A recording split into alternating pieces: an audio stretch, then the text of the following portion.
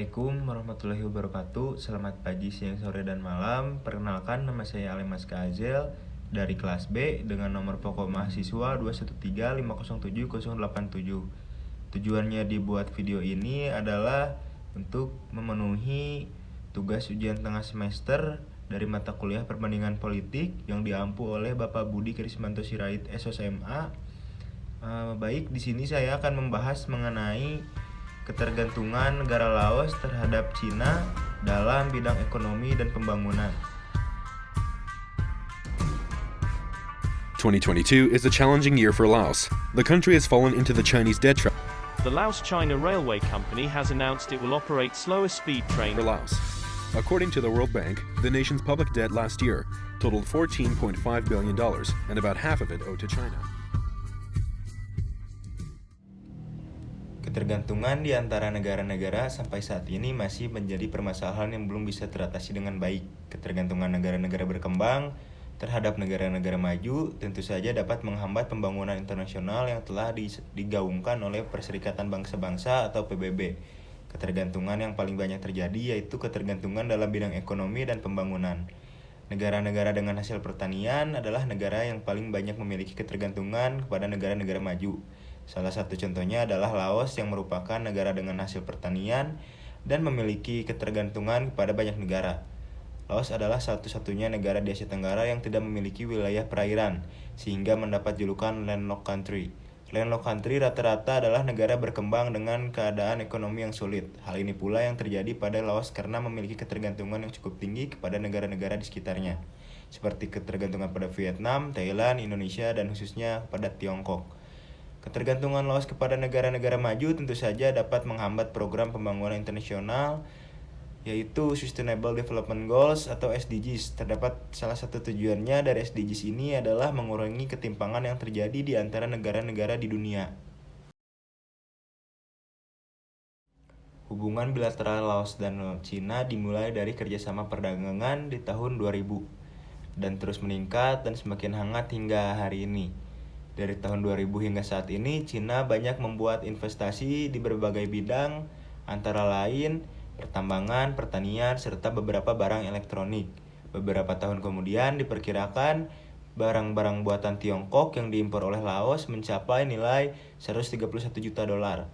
Tidak hanya masalah impor yang ketergantungan, Laos juga pada Tiongkok ketergantungan dalam ekonomi dan pembangunan ini jadi menghambat terlaksananya program Reduce Inequality. Laos juga mengalami permasalahan keterbatasan sumber daya manusia. Tahun 2005, riset Bank Dunia melaporkan 37% dari masyarakat Laos yang berpendidikan tinggal di luar negeri. Ketergantungan Laos pada Tiongkok ini terhadap bidang ekonomi dan pembangunan akan terus berlanjut kecuali pemerintah Laos memiliki alternatif lain untuk mengatasi hal ini. Baik, saya akan membahas hubungan antara Cina dan Laos ini menggunakan pendekatan ketergantungan atau teori dependensi.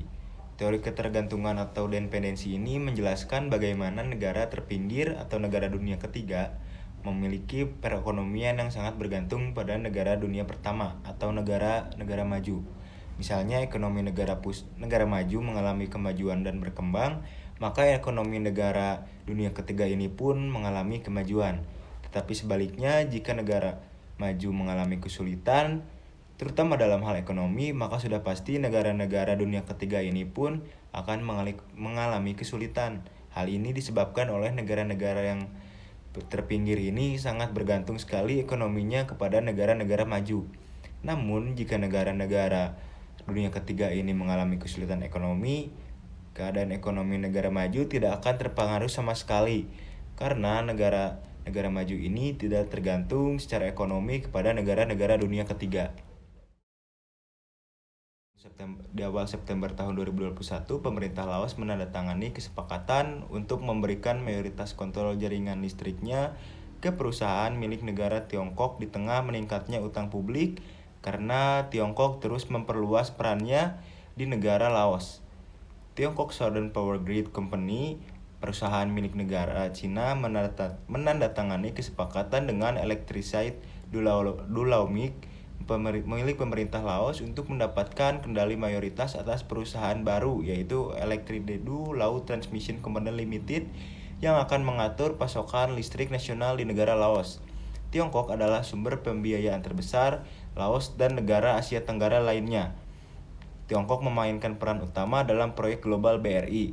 Presiden Tiongkok Xi Jinping menjadikan infrastruktur global dan rencana pembangunan sebagai landasan kebijakan luar negeri Tiongkok, membiarkan Tiongkok menjadi investor asing bagi Laos dan memberi bantuan datang dengan harga yang sangat mahal. Sumber utama pembiayaan proyek Tiongkok didominasi oleh perpanjangan jalur kredit jangka panjang. Namun, bagi Laos, utang publik telah tumbuh hingga lebih dari 65% dari pendapatan domestik bruto dengan bertambahnya hutang. Tentu saja hal ini membuat Laos semakin bergantung pada Tiongkok. Laos telah mengumpulkan utang luar negeri yang signifikan selama 10 tahun terakhir, terkait dengan proyek pembangkit listrik, tenaga air baru, serta proyek infrastruktur BRI.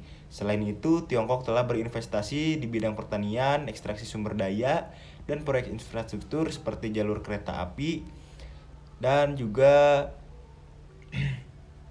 sebagai negara yang terkurung daratan, negara-negara tetangga adalah mitra paling penting untuk Laos, berinvestasi di berbagai sektor termasuk pembangkit listrik, tenaga air, agribisnis, pertambangan, dan pembangunan infrastruktur.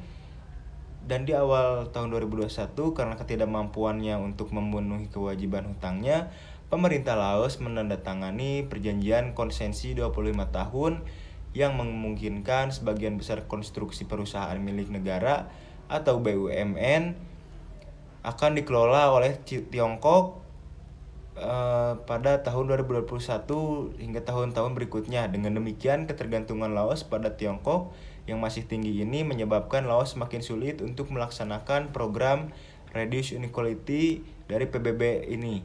Mengingat utang luar negeri Laos pada Tiongkok sangat besar dan tidak seimbang dengan pendapatan negara Laos, maka dibutuhkan waktu lebih lama lagi untuk Laos untuk bisa sepenuhnya melaksanakan program Reduce Inequality ini di negaranya. Selama Laos masih belum memiliki sumber daya manusia yang berkualitas, maka selama itu pula Laos akan terus bergantung pada Tiongkok. Dan kesenjangan di Laos pun masih akan terus berlanjut, sebab sumber daya manusia adalah kunci utama dalam perkembangan dan kemajuan di suatu negara. Ketergantungan Laos pada Tiongkok dalam bidang ekonomi dan pembangunan membuat hutang luar negeri Laos terus meningkat. Ketergantungan yang terus-menerus akan membuat Laos semakin sulit untuk bisa mewujudkan program berkelanjutan di negaranya. Hal ini tentu saja akan semakin menghambat bagi tercapainya tujuan dari SDGs mengenai Reduce Inequality dalam bidang pembangunan. Hubungan saling ketergantungan ini lebih banyak menguntungkan Tiongkok dibanding Laos, sehingga pada akhirnya bisa menimbulkan efek domino. Jika Tiongkok mengalami kolaps, maka Laos pun akan terkena efeknya.